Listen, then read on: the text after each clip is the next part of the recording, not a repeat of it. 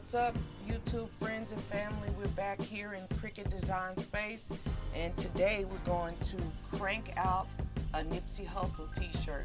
So March 31st is just around the corner, and every March 31st I make myself my very own Nipsey Hussle t-shirt in remembrance of him. And as you can see, I already had this project I was playing around. I'm going to load it and customize it. I'm going to replace it with what I was working on before. I already sliced it because Cricut will not allow you to make to print and cut an image larger than 6.78. So we're going to learn a little trick by making an image larger than life using the cut and slice method, so to speak. So I'm going to upload this image again and walk you through the steps. Add it to your canvas, and there we are. It's rather small. I'm going to increase the size, the width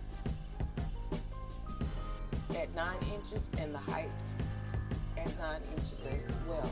And I'm going to make a larger than life Nipsey Hussle t-shirt with the image on the front of the t-shirt.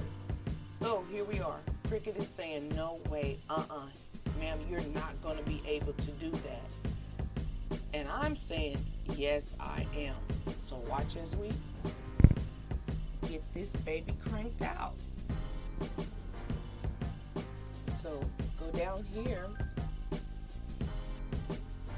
I made the screen a little bit smaller so you can see exactly how you're going to do this. With the screen at 75%, now you can see the entire image. You want to go grab a shape. I usually grab a square. It's quick, it's easy. I'm going to cover this image. Now, in order for you to create this large image, print it out, you have to make Cricut believe that you have two separate images and their sizes are going to be different in order for that to happen. So I covered up more than half of the image. I'm going to move to the back so I can see exactly what I did. And I put it just along the collar of the shirt, the chains, and the neck, so that way when I go to piece them back together, that it won't be difficult for me. Okay, grab it, select them all, and if you don't know how I did that, you can go up here at the top where it says select all. And once they're both selected, you're going to slice and you're going to see what happened. This bottom portion, remove it, we don't need it. This top portion is okay because we did not highlight that. You want to get rid of this one. And you're going to trash it, you're not going to need it. And now Cricut is okay with what we're going to do because it's been fooled to think, okay, there's two separate images. So there's no triangle there anymore. Now what you're going to do after that, you're going to click make it. And when you click make it, it's going to send you to the canvas where it's ready to print and cut.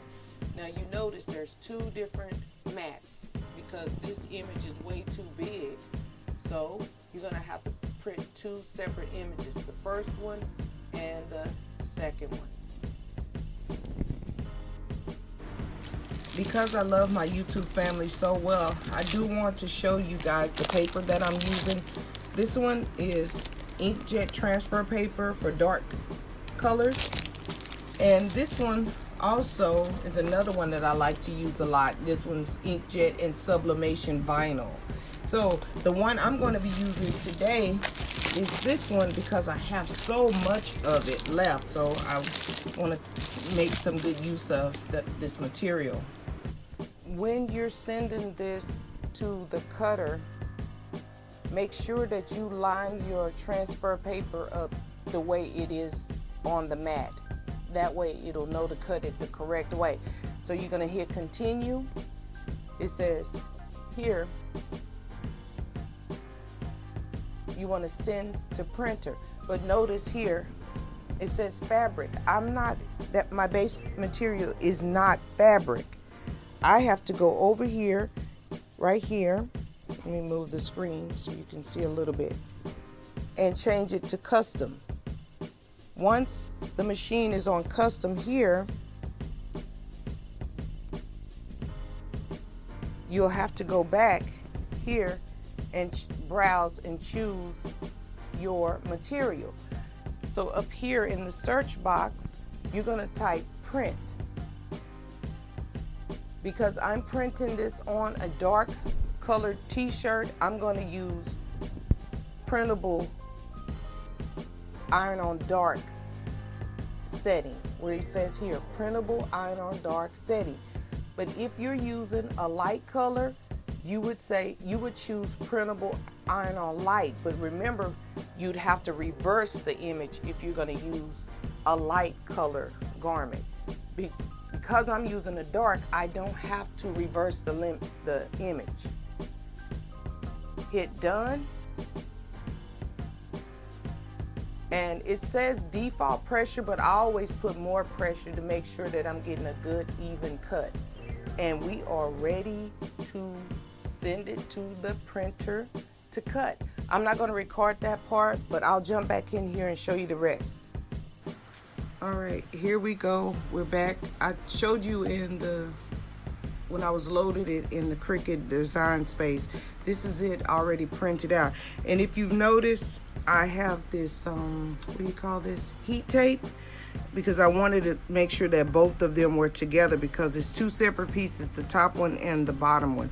And when this dries completely, we'll peel it off. Hopefully it won't, none of the image will come off when I take off the transfer tape.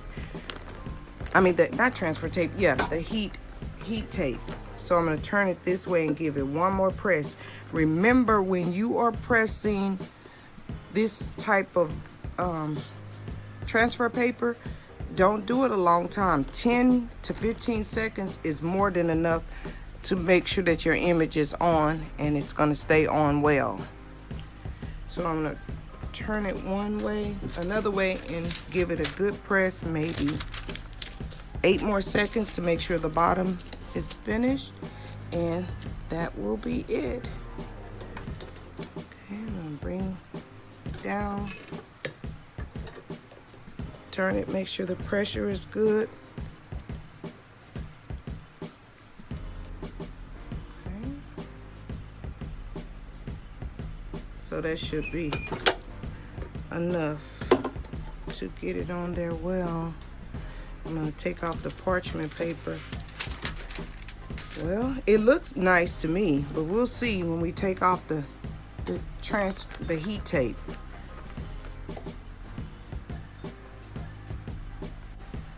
And here we are. I think it turned out well. Remember, I showed you earlier that I used this heat transfer tape, and I wasn't sure if some of the image was gonna come off when I remove it.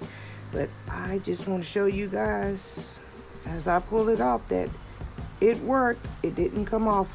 There's a little smudge right there, but it's no big deal. This one's for me. And believe it or not, this is a shirt that I've already had. There was another heat transfer underneath, and it was a bit worn.